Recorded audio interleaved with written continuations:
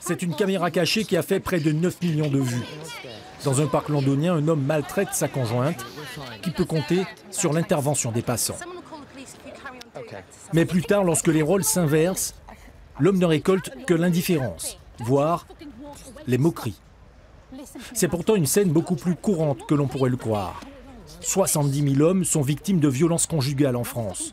Les femmes sont incontestablement plus exposées aux violences les plus graves, mais les hommes violentés existent.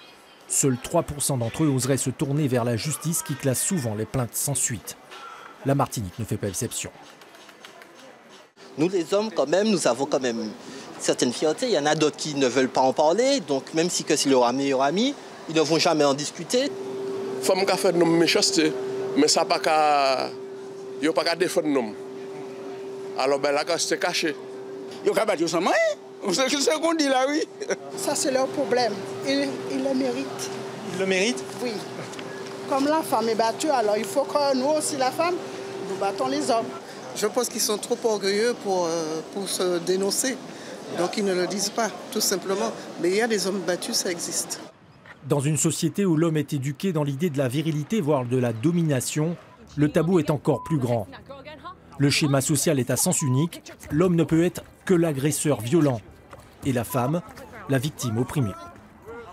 C'est une blessure qu'ils ont vécue, alors qu'ils le ressentent eux comme une humiliation qui vient en décalage par rapport aux représentations qu'ils avaient où l'homme devrait être celui qui domine. Et là, il domine non seulement pas la situation, mais en plus, il n'arrive pas à se protéger. Il le vit souvent avec un sentiment de honte. Les 3/4 des personnes qui se suicident sont des hommes. On sait très bien que le suicide survient avec différentes causes, que les conflits conjugaux affectifs sont des facteurs de risque majeurs de comportements suicidaires. Le suicide, il y a pensé plusieurs fois. Du haut de ses 1,84 m, Maxime Gaget porte encore les stigmates de la maltraitance jusque dans sa démarche. Tout commence en 2007, quand il emménage avec une femme et ses 2 enfants. Très vite, c'est l'escalade, jusqu'à la torture et la barbarie, ou la séquestration. Je vais vivre un véritable cauchemar par rapport aux violences psychologiques, par rapport aux violences physiques. C'est un ensemble. Elle m'a réussi à entrer dans mon esprit un schéma de véritable psychose, de peur panique. Ça a été, par exemple, du gros sel dans les yeux, ce qui est extrêmement dangereux. Ça a été ingestion forcée de produits chimiques. Ça a été des blessures diverses. J'en ai encore des marques sur tout l'épiderme. La seule chose qui m'a été donnée de pouvoir lui demander a été simplement pourquoi. Et elle va me fournir une réponse qui va être, selon la même, tout du long, à savoir, si tu ne m'avais pas excité, ça ne serait jamais arrivé. Donc il y a un premier report de ses propres erreurs sur moi.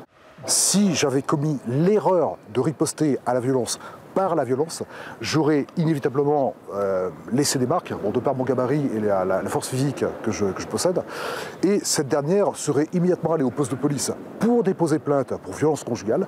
Et dans l'heure qui aurait suivi, je serais reparti avec 2 bracelets en acier trempé. 10 ans après avoir été défiguré et frôlé la mort, Maxime Gaget, qui a condensé son calvaire d'1 an dans un livre, refuse d'opposer les hommes et les femmes.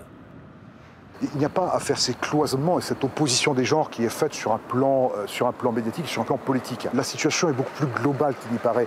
Il n'y a pas que des femmes victimes, il y a aussi des hommes qui d'ailleurs, malheureusement, sont réduits au silence ou se murent dans le silence, en partie par fierté. D'où l'importance véritablement capitale de pouvoir parler pour que toutes ces victimes se fassent connaître. Et plus il y aura de personnes qui parleront par rapport à cela, plus vite les auteurs seront neutralisés. L'ex-compagne de Maxime Gaget a finalement écopé de 2 ans de prison ferme et d'une lourde amende. Aucun Martiniquais n'a accepté à ce jour de témoigner anonymement devant notre caméra.